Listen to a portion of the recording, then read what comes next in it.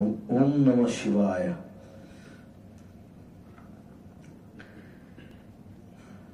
मैं आवेदिका নহলে গানাইও নিয়ত নিৰাকাৰ অনন্ত অতীন্দ্ৰিয় এক অনিৰ্বচনীয় জ্যোতি ভগবান সদাশিৱ পৰম সত্য তুমি তোমাৰ ধ্যানত প্ৰদীপ্ত মোৰ চিত্ত মোৰ অন্তৰাত্মাৰ চেতন তোমাক কোটি কোটি নমন তোমাৰ ইচ্ছাত সৃষ্টি তোমাৰ ইচ্ছাত ধ্বংস তোমাৰ ইচ্ছাত কালচক্ৰ ভৌত ভৌত সকলো প্ৰপঞ্চৰ তুমি সত্য অমূৰ্ত অসীম অবিকাৰ সকলো বেদৰ তুমিয়েই সাৰ সকলো জীৱনৰ প্ৰাণ সকলো অস্তিত্বৰ আত্মন তুমি ব্রাহ্মণ তুমি আদি যোগী তুমি আদি গুরু তুমি সৌম্য তুমি রুদ্র তুমি সংসারী তুমি তপস্বী তুমি তিনিও কালৰে তুমিয়েই পৰমাদৰ্শ উমাপতি শিৰত তোমাৰ পঞ্চমীৰ অৰ্ধচন্দ্ৰ জটাত তোমার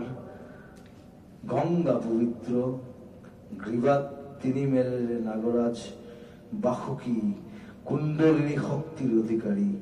সময় তোমারই আজ্ঞাবাহী ইচ্ছা ক্রিয়া আর জ্ঞান সমাহিত তোমার ত্রিশূল ডম্বুরে বাঁধি দিয়ে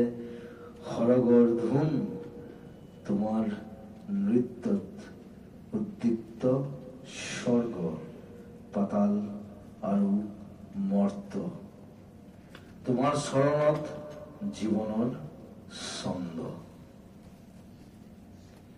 সৃষ্টি ৰক্ষাৰ বাবে সাগৰ মন্থ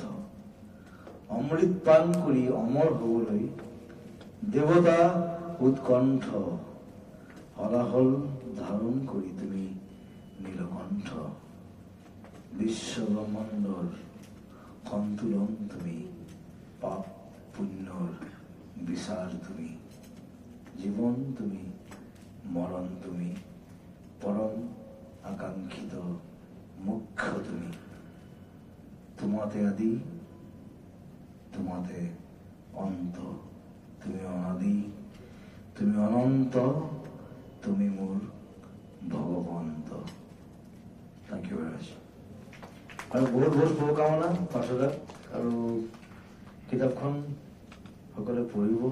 সেইটোৱে ডাঙৰ কথা কিতাপ খুব কম পঢ়ে আজিকালি ল'ৰা ছোৱালীয়ে সেইটো কম আৰু মোক মতাৰ কাৰণে I am thankful to you to everybody আৰু খুব ভাল লাগিল আৰু পাঠদাই লিখি থাক এনেকে কামৰ মাজতে খালি মই এটা কথা কৈছো যে আজি ৰিজাইন দিব আপুনি কবি হল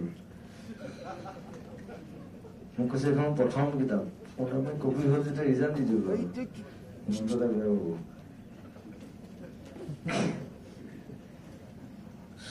হয় কবি হ'ব লাগিব নহলে পুলিচ অফিচাৰ হ'ব লাগিব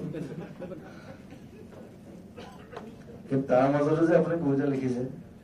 সেইটো কাৰণে থেংক ইউ লাভ ইউ